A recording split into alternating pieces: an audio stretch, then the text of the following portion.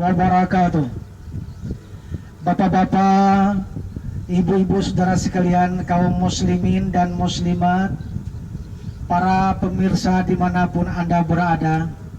Saat ini saya berada di pinggiran danau, tepatnya di dermaga PDAM Danau Sembuluh.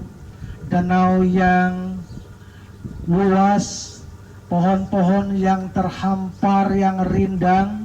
Kalau air surut, hadirin sekalian, pasir putih memanjang, ikan-ikannya yang melimpah ruah. Itu adalah merupakan kenikmatan dan anugerah bagi masyarakat di sekitar ini. Menjelang bulan suci Ramadan 1439 Hijriah ini, saya akan berbagi pengetahuan, berbagi pengalaman bahwa ada amalan-amalan di bulan suci Ramadan. Ada 10 amalan.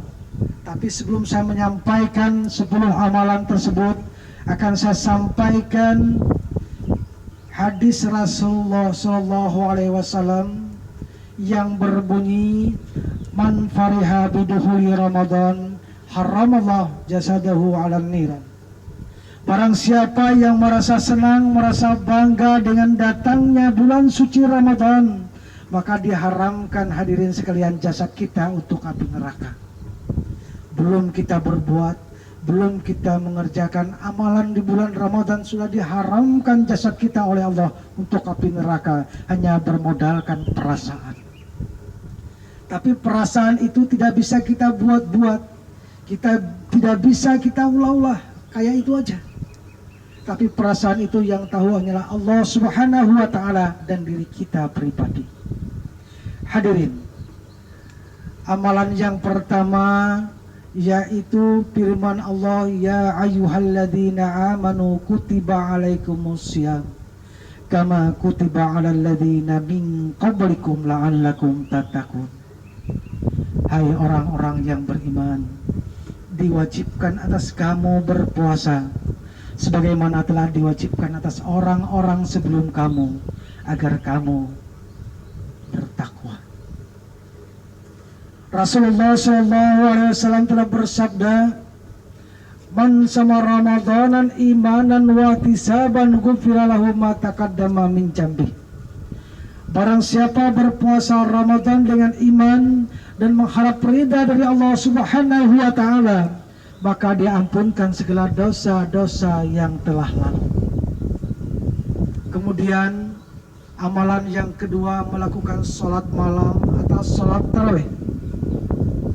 Rasulullah telah bersabda, barang siapa pada malam bulan suci Ramadan melakukan sholat tarawih dengan iman dan mengharap pahala, maka diampunkan segala dosa-dosa yang telah lalu. Amalan yang ketiga, memperbanyak sedekah dan dermawan, seperti memberi makan orang miskin, membantu orang-orang yang membutuhkan.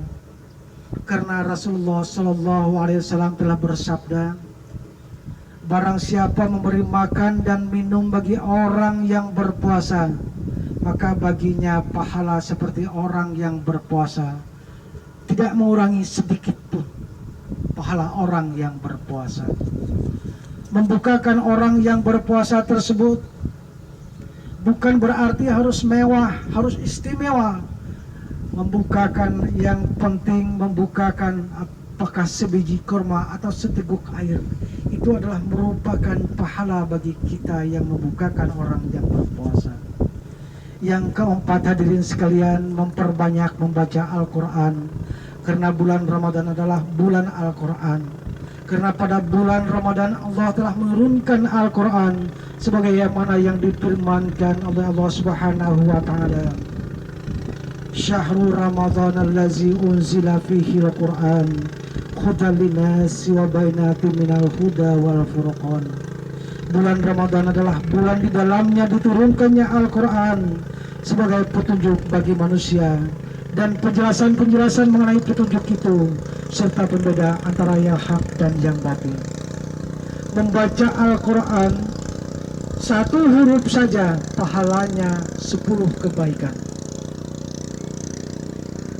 Apalagi kalau kita bisa menghatamkan Al-Quran, yang Al-Quran itu terdiri dari 30 juz, 114 surah, 6.666 ayat, dan hurufnya hadirin namun ulun kadata salah 74.694 huruf. Bayangkan dikalikan 10 kebaikan, apalagi bulan Ramadan ini hadirin 70 kali lipat digandakan oleh Allah Subhanahu wa taala. Yang kelima adalah ibadah umroh. Bagi Bapak, Ibu, para pemirsa yang punya rezeki banyak, yang punya harta, bahwa umrah, pelaksanaan umrah di bulan suci Ramadan pahalanya sama dengan orang yang berhaji. Maka dari itu, bagi bapak-bapak yang punya rezeki lebih, yang punya harta banyak, marilah kita laksanakan pelaksanaan ibadah umrah di bulan suci Ramadan ini. Yang keenam hadirin sekalian adalah i'tikaf di masjid. Dari Aisyah radhiyallahu anha, beliau mengisahkan bahwa Rasulullah SAW selama hidupnya selalu melakukan i'tikaf di 10 hari terakhir di bulan suci Ramadan sampai Allah menjemput beliau. Dan kami, kata Aisyah radhiyallahu anha, para istrinya selalu melakukan hal yang sama yang dilakukan oleh Rasulullah SAW setelah Rasulullah wafat.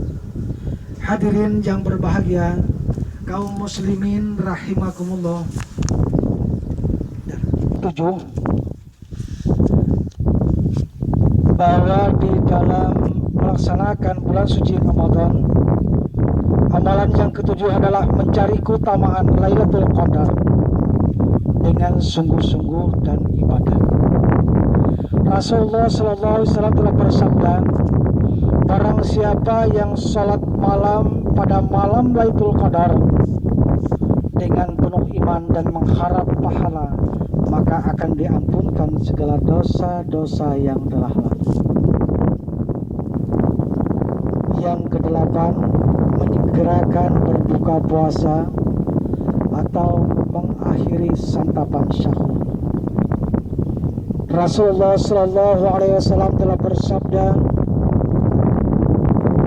senantiasa manusia dalam keadaan baik selama mereka menyegerakan berbuka puasa. Cukuplah dengan santapan sahur, sesungguhnya dalam santap sahur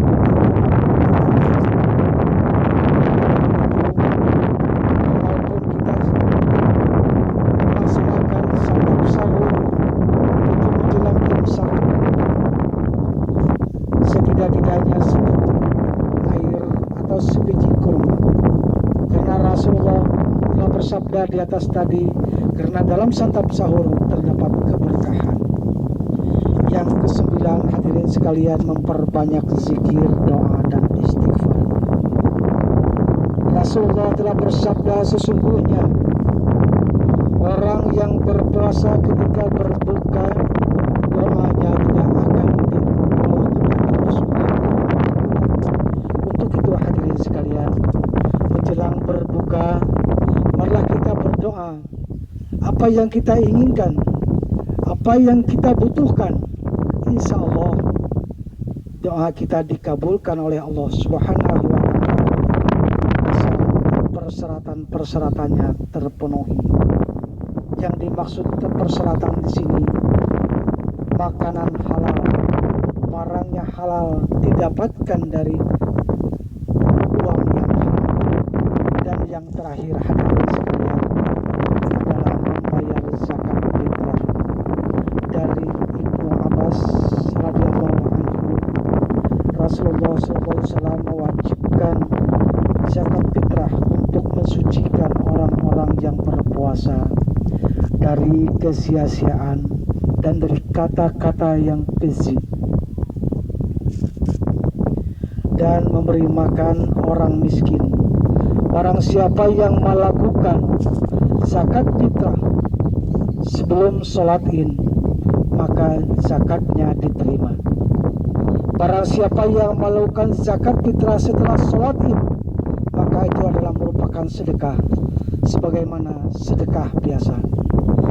Demikian 10 amalan yang saya sampaikan, semoga bermanfaat bagi diri pribadi saya sendiri dan juga para jemaah sekalian.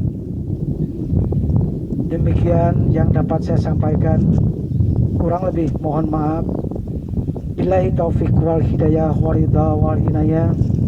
Wassalamualaikum warahmatullahi wabarakatuh.